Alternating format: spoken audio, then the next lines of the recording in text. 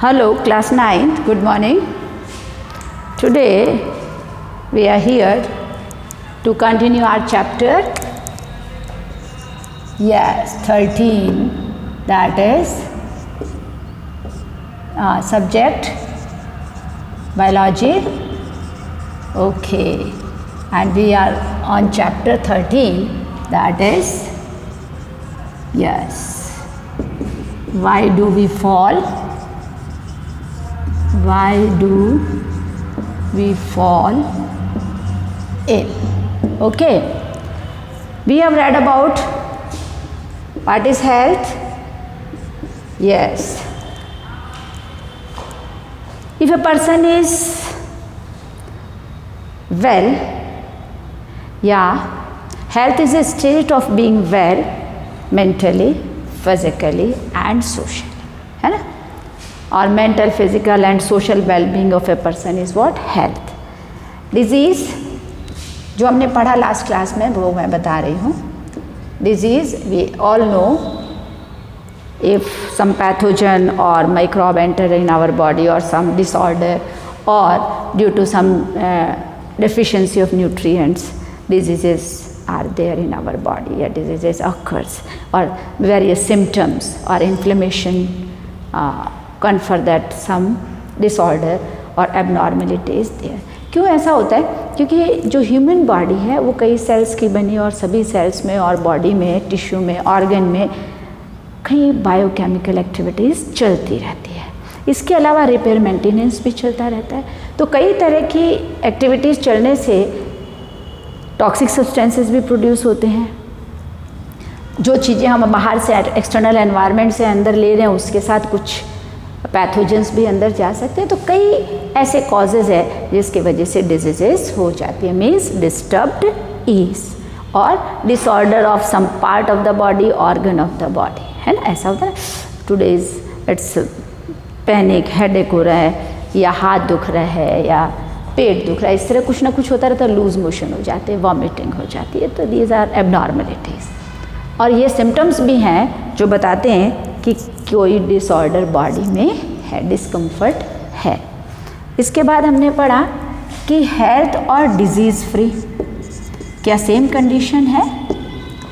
Disease free not necessarily कि person who is disease free is healthy. क्योंकि हमने बताया हेल्दी वो पर्सन है जो socially, mentally and physically fit है, राइट? और अगर इन तीनों में से कुछ भी, भाई जैसे फिजिकली कब फिट होंगे हम? जब एनवायरनमेंट भी अच्छा हो और हमारे अंदर कोई डिजीज़ ना हो. मेंटली कोई टेंशन नहीं होना चाहिए, कोई ऐसी एक्टिविटी सराउंडिंग में नहीं होनी चाहिए जिससे हमें टेंशन हो जाए. और सोशली सोसाइटी में इक्वलिटी और हार्मनी होनी चाहिए. अगर कोई एबनॉर्मल बात है, हमारे साथ कोई ट्रीटमेंट अच्छा नहीं हो रहा या कोई और क्वारलिंग वगैरह है तो हम सोशली भी फिट नहीं है. और अदर देन दैट डिजीज कब होता है पर्सन? जब पर्सनल हाइजीन तो है ही, भाई पर्सनल हाइजीन का तो हम सब ध्यान रख लेते हैं,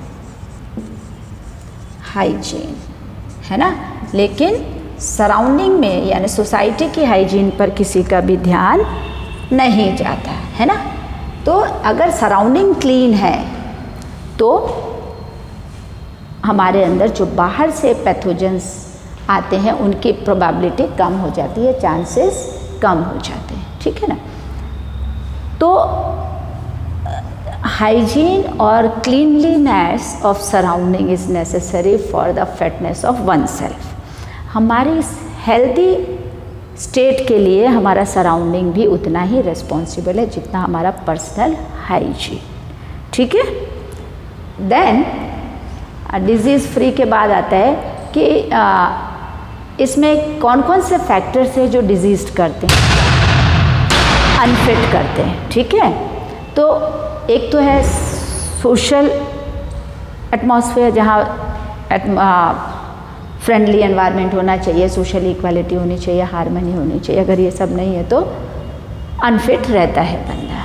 क्योंकि this is our brain which control all the activities of the brain, है ना. तो अगर बंदा अनफिट है किसी कारण से तो हो सकता है कोई ना कोई डिसऑर्डर बॉडी में हो. देन जो सिविक एनिमिटीज़ है वो भी आदमी को टाइमली मिल पा रही है कि नहीं, जैसे सेफ ड्रिंकिंग वाटर का होना, वेल सेट या कहना चाहिए इनफ इकोनॉमिक कंडीशंस का होना, लाइक कि बैलेंस डाइट खा सकते हैं, रिक्वायर्ड नीड हमारी पूरी हो सकती है, इतनी अर्निंग किसी भी एक फैमिली और यू कैन से पर्सन की होनी चाहिए, है ना, for well being of that family और दैट पर्सन। तो economic state, safe drinking water, clean surrounding and equality and harmony in the society are responsible for a person's health और health of community. अगर person healthy है तो definitely community भी healthy होगी। If all the persons are healthy then definitely the community will overall healthy. अब अगर हम unhealthy होते हैं या डिजीज होते हैं तो इंटरनल तो डेफिशिएंसी है, मान लीजिए बैलेंस डाइट नहीं ले रहे कि किसी न्यूट्रिएंट की कमी हो जाती है तो डिजीज्ड हो जाता है पर्सन। लेकिन पैथोजेंस अगर एंटर होते हैं तो उसके क्या कारण है, मैंने बताया था वेक्टर्स। क्या बताए थे? वेक्टर्स। कुछ एनिमल्स जो होते हैं वो डिजीज़ कैरी करते हैं, जैसे मॉस्क्यूटो, हमें बहुत अच्छे से पता है, मॉस्क्यूटोज, हाउस फ्लाइज, है ना, एंड डॉग। डॉग में रेबीज़ होता है ना, रेबीज़ किससे फैलता है? डॉग से। और भी है, मंकी से भी फैलता है, जो हम पेट्स रखते हैं ना घर में, कैट से भी फैल सकता है, मेनली डॉग से स्प्रेड होता है। तो मॉस्क्यूटो और हाउस फ्लाई कहाँ ब्रीड करेंगे? अनक्लीन सराउंडिंग में, या कोई स्टैगनेंट वाटर सराउंडिंग में है, ड्रेनेज प्रॉपर नहीं क्लीन हो रहे, तो उसमें फिर ये ब्रीड करते हैं। तो अगर इस तरह की कोई वाटर बॉडी है, पॉन्ड है या कोई और लेक है सराउंडिंग में, तो हमें उसमें फिशेस छोड़ देनी चाहिए जिससे वो उनके लार्वा को ख़त्म कर देती हैं। कौन से मॉस्क्यूटोज़ के बारे में न्यूज़ में अक्सर आता रहता है? Yes, malaria causing female anopheles and dengue causing aedes mosquito.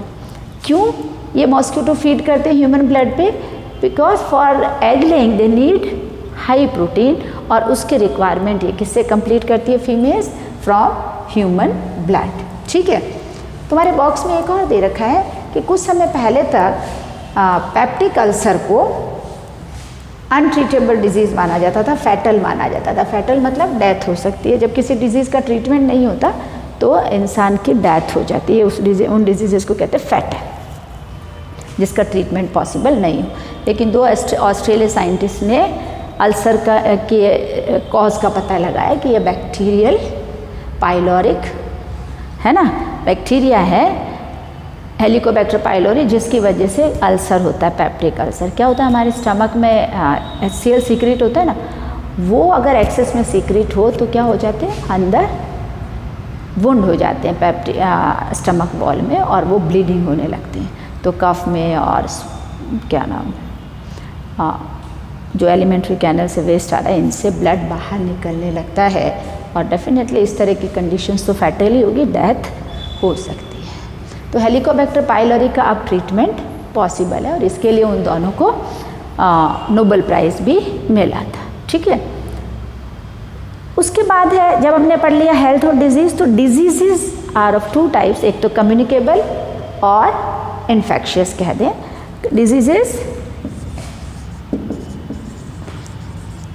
हमने 6th में भी पढ़ा है, कम्युनिकेबल और नॉन कम्युनिकेबल, यानी the diseases which spread from a infected person to healthy person is called communicable and which are not non communicable. तो communicable को infectious diseases भी कहते हैं, because they are cause due to the infection of pathogens. Like malaria जिसको हो गया, उसको एक मॉस्किटो ने काटा और दूसरे हेल्दी पर्सन को काटा, तो वो मलेरियल पैरासाइट को उसमें इंजेक्ट कर देता है।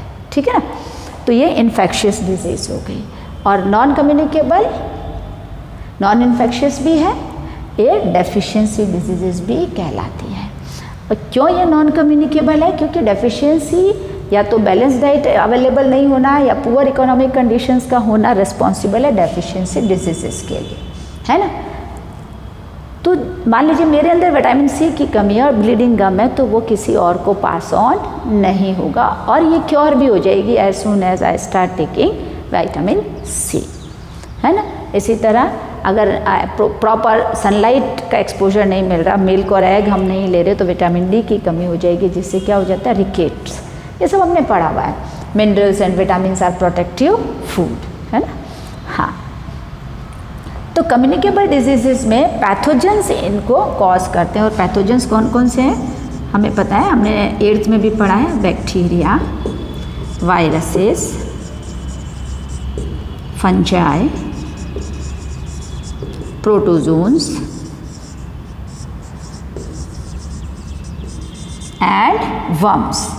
और क्या है, वर्म्स, हुकवर्म। और ये तुमने पढ़ा है थोड़ा बहुत, 7th चैप्टर तुमने पढ़ लिया था, जिसमें प्लेटीहेल्मिन्थेस और एस्केहेल्मिन्थेस में पैरासाइट्स हैं।